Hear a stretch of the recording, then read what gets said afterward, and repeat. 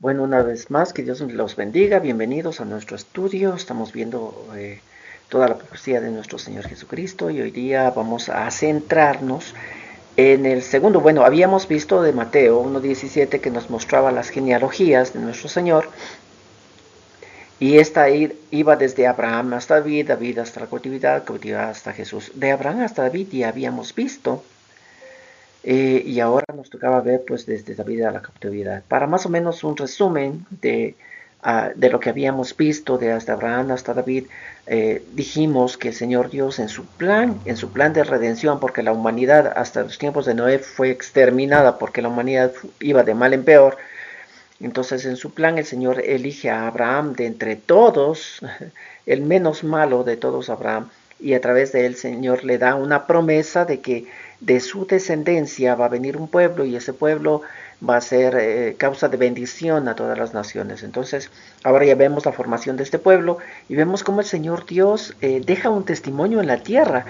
Y no un testimonio como cualquiera de nosotros diríamos que el cielo cuenta la gloria de Dios, el firmamento anuncia la obra de sus manos, o la creación misma, el humano mismo, cómo funciona, sino que el Señor Dios ha dejado un testimonio vivo aquí en la tierra, que es su pueblo, que son sus escrituras, y ahora estamos viendo ya el asunto de los reyes, y hemos pasado por Saúl y hemos llegado a David, y vimos como David también hizo maldad delante de Dios, le hizo quedar súper mal a Dios, pero sin embargo después de su arrepentimiento, David pues halló gracia para con Dios. Entonces, si seguimos en el libro de Mateo que nos está enseñando acerca de las genealogías, vamos a ver que Saúl está primero como rey.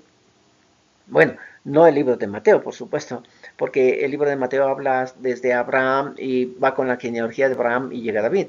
Pero cuando habíamos visto que el rey Saúl fue el primero que fue electo como rey, este pertenecía a la tribu de Benjamín y luego venía David como el segundo rey que pertenece ya a la tribu de Judá.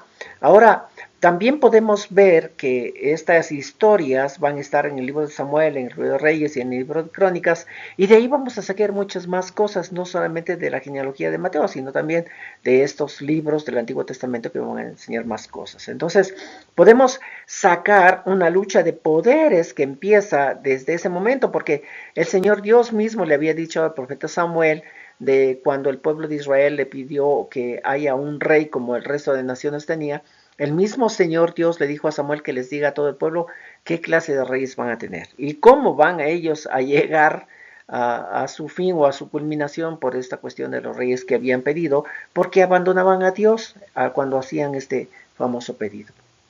Así que cuando vemos en Samuel Reyes Crónicas, vamos a ver que a la muerte de Saúl, juntamente con el general Abner, que era uno de los generales del rey Saúl, pusieron a su hijo, a su descendiente, al descendiente de Saúl, pusieron como el rey siguiente. Y este nuevo rey se llama Isboset. Pero dice la historia en el Antiguo Testamento de que este famoso hijo de Saúl Isboset solamente reinó 2 años. Pero da la casualidad y lo que llama la atención es de que todas las tribus de Israel lo apoyaron y en este apoyo hicieron que Isboset sea el descendiente en el reinado en el pueblo de Israel. Pero sin embargo, el profeta Samuel, que había ungido a David de parte de Dios que lo llevó a ungir, él habló a la tribu de Judá y la tribu de Judá estuvo muy de acuerdo en que David era el siguiente rey. Entonces, por 2 años va a reinar Isboset en 11 tribus y por 7 años va a reinar David en una sola tribu, en la tribu de Judá. Pero con todo esto que hay levantamiento el ejército de David, el ejército de Isboset, hay luchas y todo es un caos por 5 años más o menos. Luego de estos 5 años, el pueblo de Israel se une y le piden a David que por favor reine sobre todas las tribus de Israel, ya no solamente sobre una, sino sobre todas las tribus. Y David tiene que ir a Jerusalén y va a llamar la ciudad de David a Jerusalén y ahí va a ser en donde él se va a vivir todo este tiempo. Entonces, 7 años reina solamente sobre Judá y 33 años va a reinar sobre todo Israel. Entonces, ahí vemos, según las genealogías de Mateo, como digo, luego de David va a venir Salomón, que igual Salomón va a reinar 40 años. Y su característica especial es que fue un rey sabio. Pero cuando vamos a Samuel, Reyes y Crónicas, vamos a ver otras cosas. Bueno, dicen que cuando todavía estaba reinando David, Absalón, su hijo mayor, que había tenido un gran problema cuando mató a uno de sus hermanos porque uno de sus hermanos violó a su hermana y tuvo que huir del país. Cuando regresó, empezó ya a tramar el asunto de cómo quedarse con el reinado de Israel. Y dice que por 4 años él estuvo timando a la gente. Él siempre les esperaba en las puertas de entrada a la ciudad y siempre les lisonjeaba a la gente y la gente le tuvo con mucho cariño a Absalón. Entonces, luego de esos 4 años de estar haciendo esto, de coger a la gente y tener a la gente en sus manos, por decirlo así, él pide permiso a su padre David para ir y ofrecer ofrenda al Señor Dios. Y David le dice, pero por supuesto, claro que puede ir.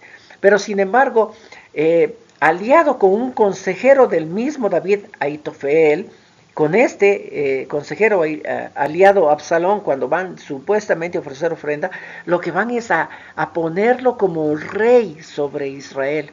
Y hace lo mismo Absalón, lo mismo que hizo Isboset, acompañado con mucha gente, porque la gente empezó a tenerle mucha estima, mucho cariño por todos esos 4 años que Absalón se los cogió, se los puso en sus manos, de tal forma que él es puesto como rey de Israel. Y como ya es puesto como rey de Israel, va en contra de su padre, quiere matar a su padre para quedarse con todo este gobierno. Y ahora sí empieza una lucha con el ejército de David y con todos aquellos que apoyaban a Absalón y empiezan a pelearse entre ellos. David le dice que por favor no lo maten a su hijo, pero sin embargo en estas batallas y cuando él está huyendo en un árbol se enreda con sus cabellos y muere ahorcado, Absalón. Así que David regresa nuevamente a la ciudad de David, a su palacio y sigue su reinado. Pero cuando ya está viejito, cuando ya tiene que pasar su reinado, pues nuevamente su general Joab y el sacerdote Abiatar hacen que Adonías tome el lugar de David.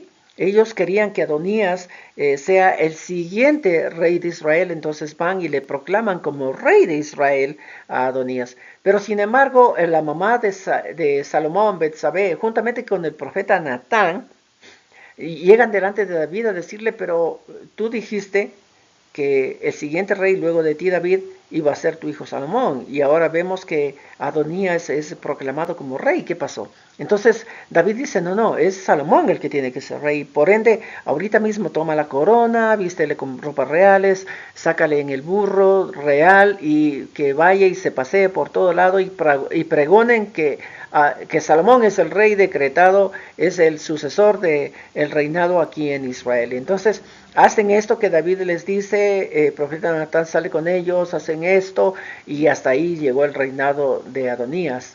Y solamente el reinado de Adonías va a durar un día, nada más, un solo día.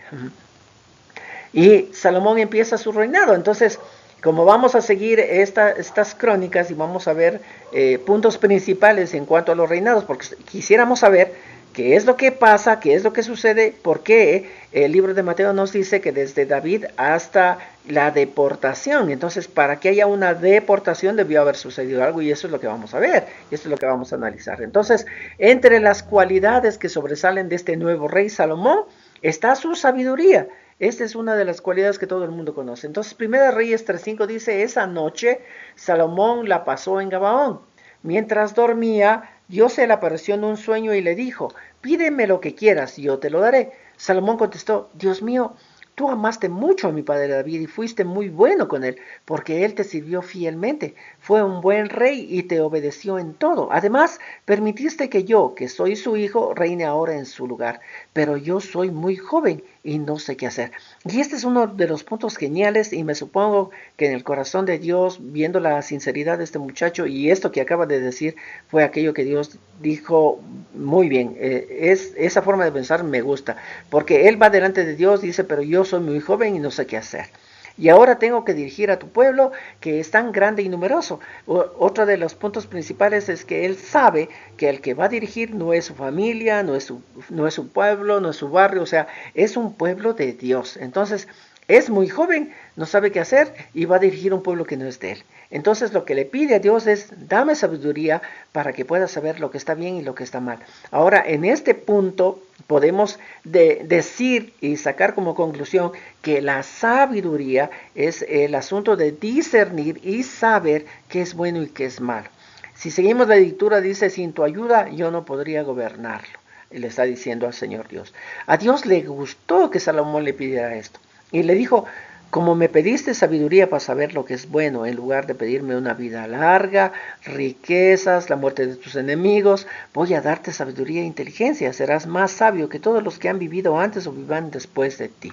Entonces, este es uno de los puntos que sobresalen en la vida de Salomón, que el Señor Dios le va a dar sabiduría. ¿Por qué? Porque él dice que es joven, que va a gobernar un pueblo que no es de él, y lo principal es que necesita saber qué es bueno y qué es malo para poder dirigir al pueblo que no es suyo. Y al Señor Dios le gustó aquello y dice, pues te lo voy a dar. Otro de los puntos principales es que Salomón va a construir el templo del Señor Dios. En 2 de Crónicas 6:7 dice, mi padre deseaba construir un templo para adorar a nuestro Dios. Sin embargo, Dios le dijo, haces bien en querer construir una casa, pero no será tú quien la construya, sino uno de tus hijos. Dios cumplió su promesa, ahora yo soy el rey de Israel en lugar de mi padre, y he construido una casa para nuestro Dios. Además, he preparado un lugar para colocar allí el cofre del pacto que Dios hizo con nosotros. Entonces, mire, si seguimos este asunto, el Señor Dios había dejado testimonio de su existencia, de que Él es el pueblo que hasta el día de hoy, año 2026, está ahí y nadie va a poder quitar a ese pueblo de ese lugar porque es testimonio de que Dios vive, de que Dios es el creador, el soberano, el todopoderoso.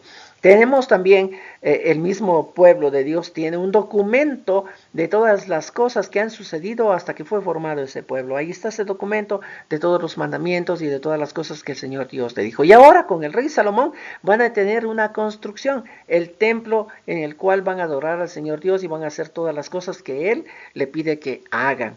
Y ahora el templo ya no existe, pero por supuesto, todavía hay un testimonio. En este año que estamos viviendo hay todavía un testimonio allí en este lugar, en Israel, que se llama el Muro de los Lamentos. Es una parte del templo que fue destruido en el año 70.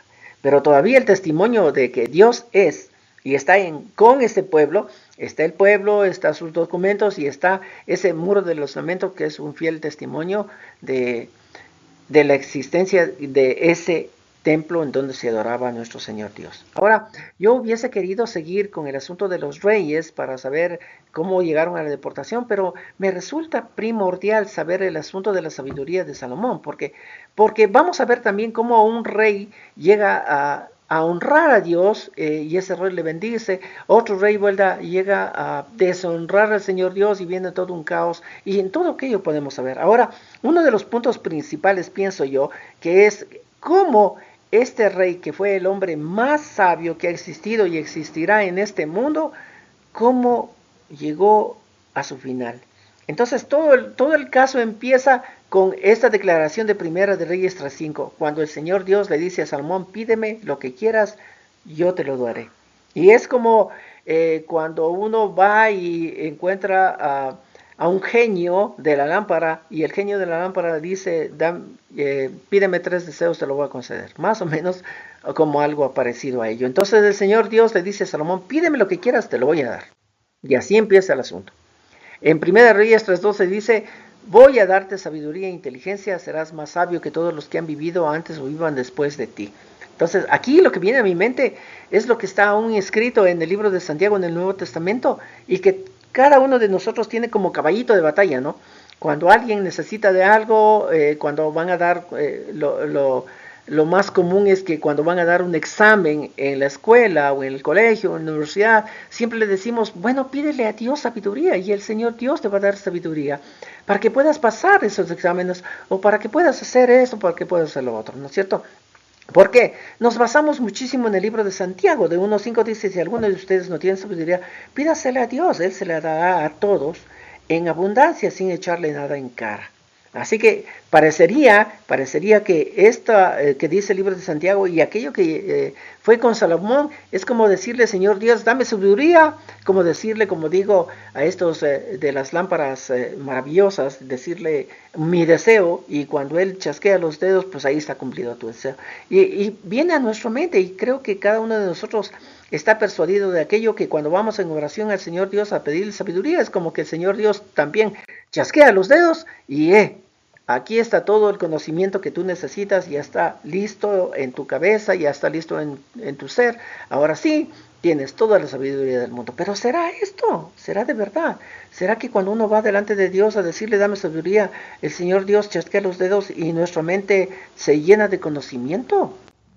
Bueno, veamos, el rey Salomón empezó con algo y todo el mundo va a honrar a este rey por aquello con lo cual él empezó a gobernar y demostró al pueblo de que él tenía sabiduría de parte de Dios. Entonces, 1 Reyes 3:16 dice, poco tiempo después, dos prostitutas fueron a ver al rey. Una de ellas le dijo, Majestad, nosotros dos vivimos en la misma casa, yo tuve un hijo y 3 días después también esta mujer tuvo el suyo. Solo nosotros dos estábamos en la casa. Una noche el bebé de esta mujer murió porque ella lo aplastó mientras dormía. A medianoche se despertó y al ver que su hijo estaba muerto, lo cambió por el mío. A la mañana, cuando desperté y quise darle leche a mi hijo, me di cuenta de que el bebé estaba muerto. Pero cuando ya hubo más luz en la habitación, descubrí que no era mi hijo. La otra mujer dijo, no, el hijo que vive es mi hijo, el que está muerto es el tuyo. La mujer que había hablado primero le contestó, no, el niño muerto es tu hijo, el mío es el que está vivo. Y así estuvieron discutiendo delante del rey. Entonces Salomón dijo, una de ustedes dice, mi hijo está vivo y el tuyo muerto. Y la otra contesta, no, el niño muerto es el tuyo y el mío es el que está vivo. Salomón se dirigió a sus ayudantes y le pidió que trajeran una espada. Cuando se la llevaron, Salomón ordenó, corten al niño vivo en 2 mitades y dele una mitad a cada una. Entonces la verdadera madre, llena de angustia, gritó, por favor, su majestad, no maten al niño. Prefiero que se lo den a la otra mujer. Pero la otra mujer dijo, ni para ti ni para mí, que lo partan en dos. Entonces el rey ordenó, no maten al niño. Entréguenlo a la que no quería que lo maten. Ella es su verdadera madre. Todo el pueblo de Israel escuchó cómo el rey había solucionado este problema. Así Salomón se ganó el respeto del pueblo porque ellos se dieron cuenta de que Dios le había dado sabiduría para ser un buen rey. Ahora mire, dado este acontecimiento, todo el pueblo se queda asombrado porque, wow, ¿cómo resolvió el problema? Ay, cómo resolvió el problema, y todo el mundo era maravillado. Y no solamente eso, que se maravilló del rey, sino que toda la gente sabía de que lo que acabaron de ver, lo que acabaron de vivir, era porque Dios le había dado sabiduría a ese rey. Entonces, es un chasquido de dedos. Y de pronto el Señor Dios llena en la cabeza a todo el mundo con todo lo que tiene que saber. Y ya uno empieza a gobernar y empieza a actuar con sabiduría. Bueno, miren la hoja de vida de Salomón. Primera de Reyes 4:32 nos da su hoja de vida. Dice, escribió 3,000 proverbios y 1,005 poemas. No se quedó solamente en 1,000 poemas, sino que escribió 1,005 poemas. Habló acerca de los árboles, desde el cedro que crece en el Líbano hasta la hierba que crece en las paredes. O sea, no solamente hablaba de cosas extraordinarias, bonitas a la vista, wow, qué lindo árbol, qué lindo roble, qué lindos frutos. No solamente él disertaba en cuanto a esto, sino aún iba en la hierba que crece en las paredes. Aún de eso hablaba. Entonces me supongo que la gente cuando le escuchaba decía, wow, ¿cómo sabe este señor? Sabe de todo. Porque habla aún inclusive cómo salen las hierbas en las paredes. También habló acerca de los animales, los pájaros, los reptiles, los peces. De todos los países de la tierra venían a escuchar lo sabio que era Salomón. Wow. No solamente fue en el pueblo de Israel que todo el mundo empezó a decir que Dios le dio sabiduría y por eso actuaba de tal manera, sino que todo el mundo se regó en la noticia. Y de todo el mundo querían venir a oírle qué es lo que él decía, qué decía, de qué hablaba, qué nomás sabía. Wow, esto debía haber sido asombroso. Entonces, el chasquido de dedos y todo lo que ahora está aconteciendo en este rey Salomón es porque el Señor Dios le puso ahí en su mente y ahora es el hombre más sabio de todo el mundo, que no ha existido ni existirá nadie. Sabiduría de verdad. Bueno, sigamos leyendo su historia en su currículum. En 1 Reyes 11:1 dice, Salomón tuvo 700 esposas extranjeras. que eran princesas. Entre ellas estaba la hija del rey de Egipto. Ahora no debemos olvidarnos que cuando se habla de Egipto es sinónimo de mundo, es sinónimo de pecado. Pero dice que este rey sabio, inteligente, que sabía resolver las situaciones y los problemas más difíciles, empezó su vida y su currículum de esta manera. Entonces él empezó a tener muchísimas esposas, y no solamente muchísimas esposas de su misma tribu, de su mismo pueblo, sino que dice extranjeras. ¿Y de dónde pertenecían? Pues unas de Egipto, dice, además de otras mujeres moabitas, amonitas, edomitas, hititas y sidonias. Y si ustedes pueden ir y ver que de dónde vienen esos pueblos, sobre todo moabitas y amonitas, van a quedarse asombrados. Pero sin embargo, las mujeres que el rey Salomón, en su sabiduría y inteligencia, empezó a escogerlas.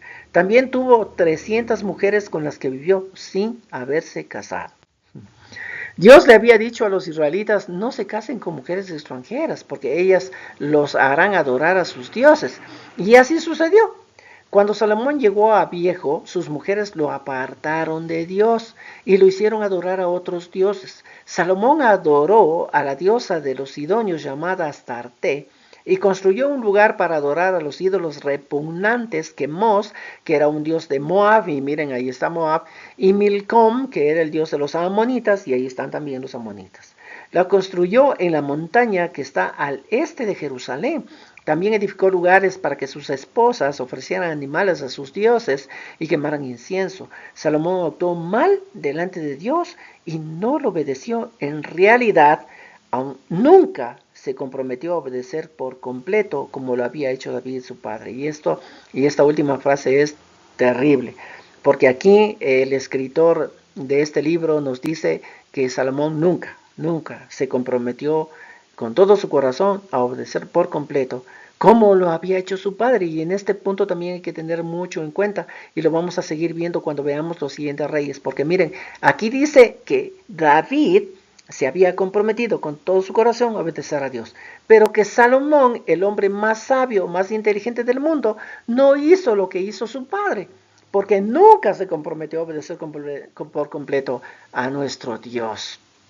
Y por ende, ya cuando está viejito, cuando ha vivido todo en su sabiduría, en su riqueza, en toda su prosperidad, porque todo el mundo pudo haberle dicho a Salomón, wow, porque estás con Dios, porque hiciste el templo de Dios, porque siempre vas allá a la sinagoga, al templo, van a adorar, matan un montón de animales, y tú mismo has dado un montón de animales para que sean matados en las fiestas del Señor. El Señor te está bendiciendo muchísimo y por eso tienes tanta sabiduría y por eso tienes tanto dinero, porque el Señor Dios te ha bendecido. Pero sin embargo, cuando llega viejo, rechazado por el Señor Dios. ¿Qué fue lo que pasó? Ahora miren, ese primero de Reyes 3:12 que habíamos leído, esta es la que nos va a dar la clave de lo que fue lo que pasó. Entonces, en primera de Reyes 3:12 volvemos a leer, dice, voy a darte sabiduría e inteligencia. El Señor Dios le dice, te voy a dar sabiduría e inteligencia. Si nosotros vemos en la traducción del lenguaje actual que estamos utilizando para estos estudios, o Reina Valera, nosotros vamos a leer esto que el Señor Dios le dio. Y más o menos nos da a entender que él es Salomón, y el Señor Dios derramó sobre Salomón todo el conocimiento, toda la sabiduría, y él empezó a hacer, wow, tengo un montón de conocimiento y tengo un montón de sabiduría. Pero cuando nos ponemos a estudiar las escrituras de verdad y vamos a los manuscritos de autoridad, vemos las palabras que se usó, vemos las raíces que nomás pudo haberse traducido. Sin embargo, hay una traducción del lenguaje textual, que dice una cosa que llama la atención, porque miren, 1 Reyes 3:12 dice, he aquí cumplo tu ruego y te doy un corazón sabio y entendido. Ahí no dice, voy a darte sabiduría e inteligencia, o te lleno de sabiduría e inteligencia, sino aquí en el lenguaje textual, la Biblia textual, dice, te voy a dar un corazón sabio y entendido, es decir, no lo llena. No viene de parte de Dios toda la sabiduría y todo el conocimiento y lo llena Salomón con toda la sabiduría y todo el conocimiento. No, sino el Señor Dios dice, yo lo que te voy a dar es un recipiente. Te voy a dar un recipiente, un corazón con todas las ganas de saber. Eso es lo que te voy a dar. Entonces, no vas a ser como cualquier común y silvestre que quisiera conocer algo y dice, pues, ay, queda, yo no quiero estudiar más que esto, solo hasta aquí llego, sino que el Señor Dios dice, tú me has pedido sabiduría para saber distinguir entre lo bueno y lo malo, lo que te voy a dar es un recipiente, y unas ganas para llenar ese recipiente y de todo el conocimiento. Entonces, Salomón empieza a hacer esto. Entonces, ¿con qué llenó ese recipiente que el Señor Dios le dio? El libro de Eclesiastés nos va a dar una luz de todo lo que Salomón hizo y todo lo que Salomón escribió, y ese libro nos va a dejar impactados. Pero en todo caso, en Eclesiastés 1:12 dice: yo, el predicador, fui rey de Israel, reiné en la ciudad de Jerusalén. Toda mi sabiduría la dediqué a tratar de entender lo que se hace en este mundo. Y eso es lo que el Señor Dios pone.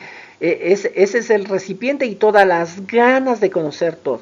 Es todas las ganas de conocer todo. Y este rey Salomón, con ese recipiente y con esas ganas de conocerlo todo, dice en el versículo 13: toda mi sabiduría la dediqué a tratar de entender lo que se hace en este mundo. Entonces dijo: yo quiero conocer todo. Y es por eso que empezó a disertar aún inclusive de las hierbas que crecen en las paredes, porque él quería conocer todo. Esta es la tarea que Dios nos dejó, y es una tarea muy pesada. Y aún empezó a decir aquello, quejarse de parte de Dios a Dios, porque ¿por qué nos dejaste para hacer todas estas cosas? Si seguimos leyendo en el 14 dice: pude darme cuenta de que no tiene sentido nada de lo que se hace en este mundo. Todo es como querer atrapar el viento. Como dice el dicho, nadie puede enderezar lo torcido ni contar lo que no tiene. Entonces me puse a pensar: vaya, aquí me tiene, hecho todo un gran personaje. Nunca hubo en Jerusalén nadie más sabio que yo. Nunca nadie tuvo tantos conocimientos. Aquí me tiene, dedicado por completo a tratar de comprender lo que es la sabiduría. Conozco hasta las más grandes tonterías. Imagínense, se dedicó por completo a ver qué es lo que uno tenía que hacer en este mundo debajo del sol, y aún inclusive, como él mismo dice, y llegó a conocer hasta por qué crecen las hierbas en las paredes, y él dice: conozco hasta lo más grandes tonterías. Y a esto fue lo que se dedicó. En esto fue lo que invirtió su tiempo, y en esto fue lo que invirtió su vida, a conocer todos los misterios que en este mundo podrían haber. Pero también es como querer atrapar el viento, dice. El 18, lo cierto es que mientras más se sabe, más se sufre. Mientras más se llena uno de conocimiento, más se llena de problemas. Y a eso se dedicó. Y fíjese que Pablo en el libro de Romanos nos va a dar un poquito de luz en cuanto a esto que dice el rey Salomón, que se dedicó y en todo su conocimiento y en todo su estudio que hizo, simplemente sacó como conclusión que son tonterías, y es que como atrapar el viento, y que no hay nada de provecho en este mundo. El libro de Romanos 1:21 dice: pues saben de Dios, sí saben de Dios, pero no lo aceptan ni le dan las gracias. No piensan más que en hacer lo malo y en puras tonterías. Creen que lo saben todo, pero en realidad no saben nada. ¿Por qué? Porque se dedican a escudriñar otras cosas. En vez de adorar al único y poderoso Dios que vive para siempre, adoran a ídolos que ellos mismos se han hecho, ídolos con forma de seres humanos, mortales al fin y al cabo, o con forma de pájaros, de animales, de cuatro patas y de serpientes. Por eso Dios los ha dejado hacer lo que quieran, y sus malos pensamientos los han llevado a hacer con sus cuerpos, cosas vergonzosas. Entonces, ¿de qué llenamos ese recipiente que Dios nos dio? Llegó a ser el hombre más inteligente que ha existido o existirá, este rey Salomón, pero la sabiduría es otra cosa. ¿Con qué llenamos el recipiente? En Salmo 111:10 dice: si alguien quiere ser sabio, y ahí está la sabiduría, si alguien quiere ser sabio, que empiece por obedecer a Dios. Y ahí está la sabiduría. Quienes lo hacen así demuestran inteligencia. Dios merece ser siempre alabado. Si mira, lo primerito que tienes, y tu prioridad es obedecer a Dios, entonces dice que eres sabio e inteligente, y ahí está la sabiduría. Y cuando uno empieza primerito a poner como prioridad el obedecer a Dios, y cómo obedecer a Dios, entonces llega a ser aprobado y no rechazado. Entonces, aquí está la sabiduría. En 1 Samuel 15:22 dice: pero Samuel le dijo: a Dios le agrada más que lo obedezcan y no que le traigan ofrendas. Es mejor obedecerlo que ofrecer los mejores animales. En la obediencia está la sabiduría, el conocimiento, la inteligencia. Pero ¿por qué debemos obedecer o cómo debemos obedecer? Pues de eso hay que llenarlo. De eso hay que llenar ese recipiente que el Señor nos ha dado de nuestro corazón y nuestra mente. Hay que llenarlo primerito del conocimiento de Dios, de la palabra de Dios, y les aseguro que después vamos a llenarnos del conocimiento de muchas otras cosas, como cómo funciona el mundo, de dónde vino el mundo, cómo funcionan los seres humanos y todo lo demás el Señor Dios nos va a permitir. Ahora hay un pasaje en Lucas 29, Lucas 16, que nos habla acerca del rico y Lázaro, y una parte y una porción de esto nos va a dar una luz grandísima en cuanto a esto de la sabiduría y cómo llenar este recipiente que el Señor nos da para llenarlo con conocimiento y sabiduría. Y ya saben que el obedecer a Dios es sabiduría e inteligencia. Entonces, Lucas 16, 29 dice, pero Abraham le contestó, tus hermanos tienen la Biblia, ¿por qué no la leen? ¿Por qué no la obedecen? El hombre rico respondió a Abraham, querido antepasado, eso no basta. Wow, este querido antepasado, este rico, hombre rico, dice que no solamente basta por tener la Biblia, leerla y obedecerla, no es suficiente. Entonces, versículo 30 dice, el hombre rico respondió a Abraham, querido antepasado, eso no basta. Pero si alguno de los muertos va y habla con ellos, te aseguro que se volverán a Dios. Abraham le dijo, si no hacen caso de lo que dice la Biblia, tampoco le harán caso a un muerto que vuelva a vivir. Así vengan los muertos del más allá y nos digan qué es lo que tenemos que hacer. Nos dará un miedo y un susto y empezaremos a hacer lo que ese muerto nos dijo que hagamos hasta que se nos vaya el miedo y el susto. Cuando se nos vaya el miedo y el susto, volveremos a hacer lo mismo que antes hacíamos. Es por eso que el padre Abraham le dice a este rico, muchachos, tienen la Biblia, ¿por qué no la leen? ¿Por qué no la obedecen? Porque si sucedieran un montón de otras cosas medias raras y tremendas, pues solamente pasarían un tiempo y luego volverían a hacer lo mismo. Pero si ese recipiente que el Señor nos dio a todos aquellos que le hemos dicho, Señor, necesito sabiduría, ese recipiente que hay que llenarlo con la palabra de Dios, con la Biblia, leyéndola todos los días y obedeciéndolas, ese va a ser el principio de la sabiduría para cada uno de nosotros. Así que estaremos viendo luego todo aquello que nos van a decir acerca de los reyes. No solamente nos centraremos en el libro de Mateo, sino también que veremos todo aquello de Samuel, Reyes y Crónicas también. Pero hay una promesa de Dios para David, y esa promesa de Dios se va a llegar a cumplir hasta la vida de nuestro Señor Jesucristo. En 2 Samuel 7:8 dice, yo soy el Dios Todopoderoso, yo soy quien te puso al frente de mi pueblo cuando eras un simple pastor de ovejas, yo soy quien siempre te ha cuidado y te ha ayudado a derrotar a tus enemigos, y soy también quien te hará muy famoso en este mundo. El versículo 12 dice, después de tu muerte, yo haré que uno de tus hijos llegue a ser rey de mi pueblo, y así fue. Después del rey David está Salomón, y luego en el 16 dice, además, yo haré que el reino de tus hijos sea firme y dure para siempre. Y hacia allá estamos viendo. Entonces, ¿qué fue lo que pasó para la deportación? ¿Y qué fue lo que pasó hasta que venga el Señor Jesucristo? ¿Y qué pasará hasta cuando el Señor Jesucristo venga y reine para siempre? Porque Él es descendiente, según el libro de Mateo, de la tribu de Judá y de todo este linaje que estamos viendo, de David, de Salomón y todos aquellos que van a venir después. Dios me los bendiga, nos veremos en el siguiente estudio.